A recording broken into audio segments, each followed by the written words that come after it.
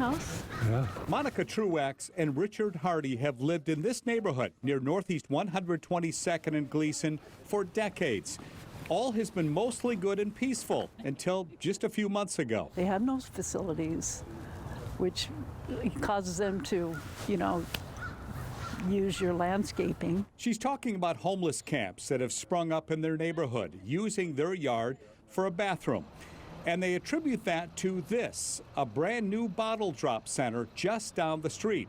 It replaces another nearby BottleDrop that was touted as one of the busiest in the world, routinely processing about 90 million containers a year.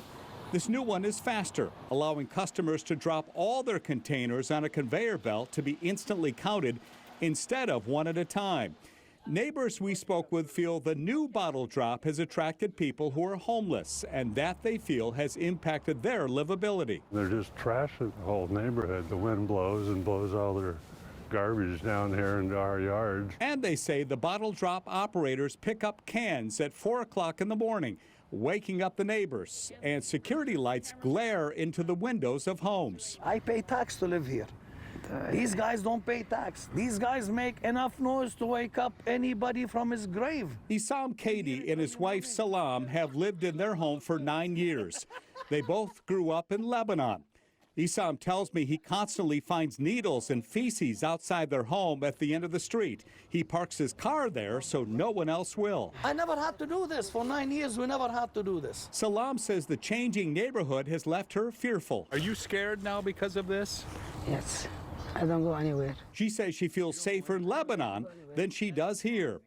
The vehicles at the end of the street have been tagged by the city for removal, but it's little solace for the neighbors. This is a good thing, but if, the setup is still the same, so now the concern is, well, how long will we be free of this, So everything in our system is grade A. Enter Eric Chambers. He's from the Oregon Beverage Recycling Cooperative. They're in charge of the beverage container redemption program, and that includes the BottleDrops. He met with the neighbors on Friday regarding their concerns. They had raised some sound issues. Those have already been resolved with our trucks coming and picking up material later in the day.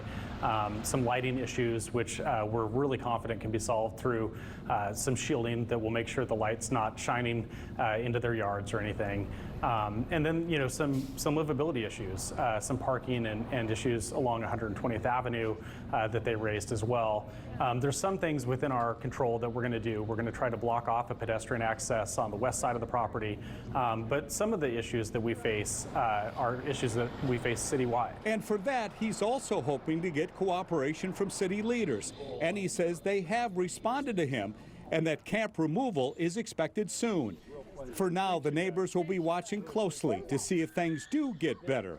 Most have lived here a long time, and moving is not an option. We're just trying to live our lives out here, as taxpayers. And now for an update on that neighborhood. We visited the area just today, and here's what we found. The encampment that included the RV has been removed by the city. They had tagged it for removal last week, and we can report it is now gone. Remember Isam Katie, one of the neighbors from our story? We saw him out there today, and needless to say, he's thrilled. Now the element of fear is kind of gone. I hope it lasts a little bit longer because, you see, it's too much freedom for us now. Wow, and no needles. There's no garbage full of feces. There's yeah, I love it now. Thank you. Thanks for watching this story from K2 News. Be sure to click below to subscribe to our YouTube channel and watch K2 News at 6 for more stories and investigations. K2 News is on your side.